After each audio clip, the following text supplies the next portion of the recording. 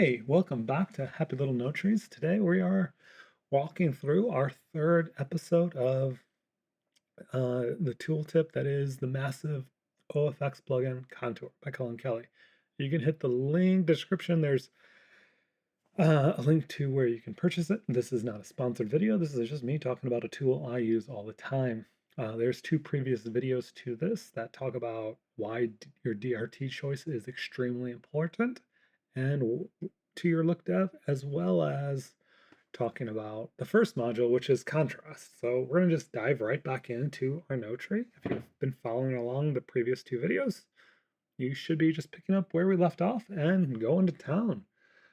So we've kind of just, set a crazy contrast curve. We have our neutral open DRT kind of running here, and we have our stock version to compare it to.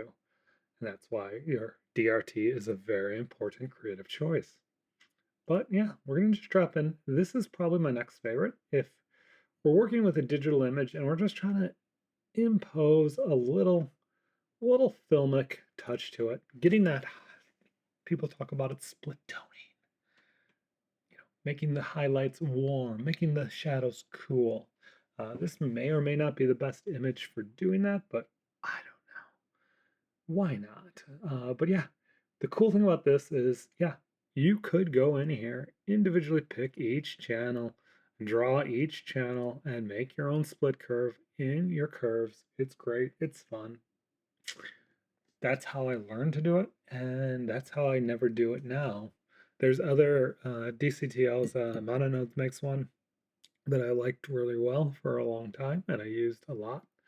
And I don't know, I'm still trying to see, I like this better for a particular reason, and I may stick with it. I may use the other one occasionally. I still trying to figure out, you know, I mean, either way, they're tools. Some tools do some things, some tools do other things. But the first thing you can see is that we have on our chart a line that's pretty flat. It's not a contrast curve, but we can just pop this strength up. You can see, whoa, you're kind of affecting that crazily. We can add this shadow hue. The thing is, that's really important and really cool is these guys down here tell you exactly what hue you're putting in at the low end and what hue you're putting in at the high end. So as you dial these guys around and change your shadow hue, you can see actively what is that hue in the shadow? A little greenish, a little bluish. What is that highlight hue? And you can see it kind of affecting right on the image. You can see this is the distinct hue. Let's go alternate world because cool. I don't know. What do you want? Leave a comment. What do you like in terms of that? So the other features are the low versus high strength. You can kind of make it go, we're only working on the shadows or we're only working on the highlights. Which do you want to do? Where do you want to put that color? The other thing is pivot. So where that center point is technically a neutral region. So you're not affecting whatever is there. You're not really affecting. And then you can make it subtractive high, subtractive low.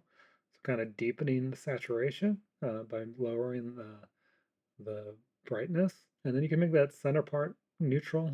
Let's keep our skin straight, but yeah, just kind of making a crazy curve. And we can change where the curves start and end here and kind of make tweaks to that. And you can see we're just bobbling that bobble around. Oh, that does not look good at all. I don't even know if we're going to make any of this look good. It will look good if we were actually trying. Floor divergence is if we want to not have it come back. So that's the really cool thing is out of the gate, it's set up so that that hue that you put in the highlights, there is a path to white. And that hue in the shadows, there is a path to black. And we can kind of see this if we go over to our diagnostics. We were looking at our chips plot, and we can see how that's affecting that. But we can also bring up the ramp, which let's just crank this up and we can see where clearly where we're putting those blues, where we're putting those highlights, and where we're putting all those good little bits.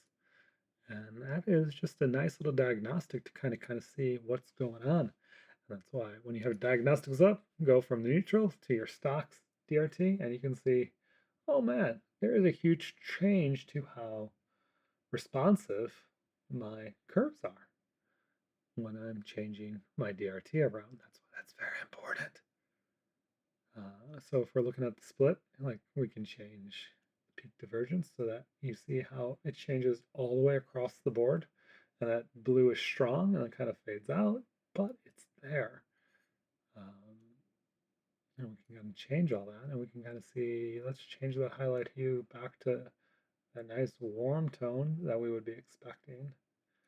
And this is working with your contrast curve. So if you set a strong contrast curve, it's going to change where those colors fall on that contrast curve. So these things work together mathematically.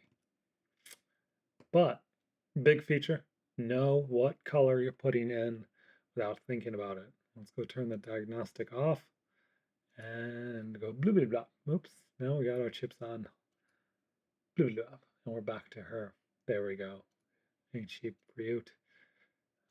Well, I mean, the plugin, not the girl. All right. Anyways, so yeah, let's take a break right there. We've been moving right along at 5-minute paces, I hope. So we're going to cut there. Make sure you like, subscribe, do all those YouTubey things. The next video or the previous videos will be right around here. So watch those because that's helpful for the YouTube algorithm. I don't know. Show off your satisfaction. Leave me a comment. Say hi.